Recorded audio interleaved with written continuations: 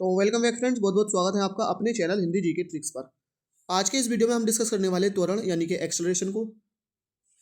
Uttarakhand one दरोगा की जो हमारी सीरीज चल रही है, जिसमें फिजिक्स की हमारी ये सीरीज है, इसका वीडियो नंबर 4 ही होने वाला है। केमिस्ट्री के भी 2 से 3 वीडियो अपलोड कर चुके हैं। बायोलॉजी की सीरीज भी बहुत जल्द हम शुरू करने वाले हैं। तो सारे के सारे वीडियोज़ का लिंक आपको डिस्क्रिप्शन में मिल जाएगा, क्लिक करके देख सकते हैं।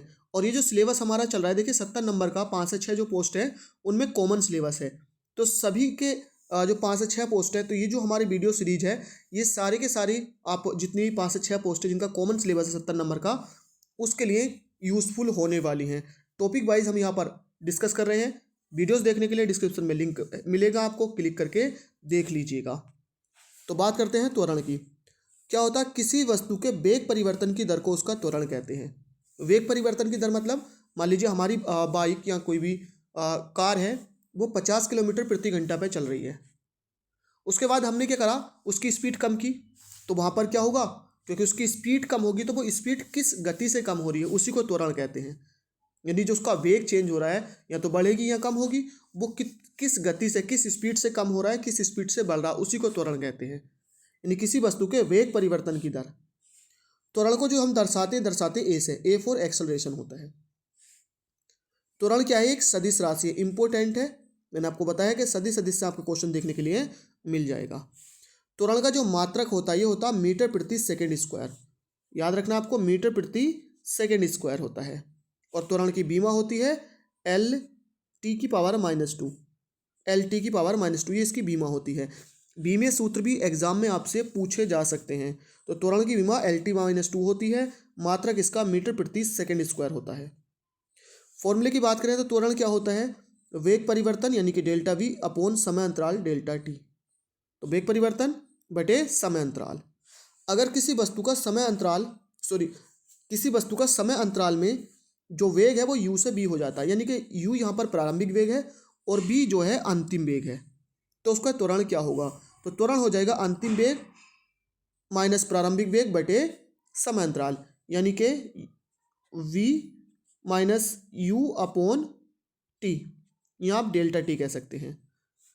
तो अगर किसी वस्तु का समय अंतराल कोई भी टाइम दे रखा है आपको, उसमें जो प्रारंभिक वेग u है और वो अंतिम वेग v हो जाता है, यानी u से b हो जाता है, तो अंतिम वेग b माइनस प्रारंभिक वेग u बटे डेल्टा टी, ये हो जाएगा इसका त्वरण। यदि वस्तु के वेग का परिमाण समय के साथ बढ़ रहा है, वस्तु का वेग यानी कि धीरे धीरे बढ़ रहा है, तो वस्तु का जो त्वरण होगा वो धनात्मक होगा। और यदि परिमाण क्या हो रहा है वेग का, वो समय के साथ घट रहा है, तो त्वरण क्या होगा, ऋणात्मक होगा। और ये जो ऋणात्मक त्वरण होता है, जो घटना होता है, इसी को क्या कहते हैं, मंदन कहते हैं। तो अगर वस्तु का जो वेग है या वेग का परिमाण आप कह सकते हैं समय के साथ साथ बढ़ रहा है तो त्वरण धनात्मक, और घट रहा है तो ऋणात्मक, और इस घटने को क्या कहते हैं, मंदन कहते हैं। नेक्स्ट है त्वरण के प्रकार। तो सबसे पहला प्रकार है एक समान त्वरण या अचर त्वरण।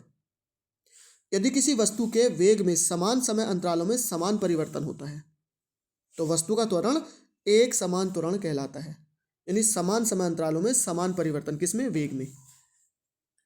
अब बात करते हैं असमान त्वरण या अस्थिर त्वरण। यदि किसी वस्तु के वेग में समान समय अंतराल में भिन्न भिन्न परिवर्तन होता है, यानी कि अलग अलग परिवर्तन होता है, तो वस्तु का त्वरण असमान त्वरण कहलाता है।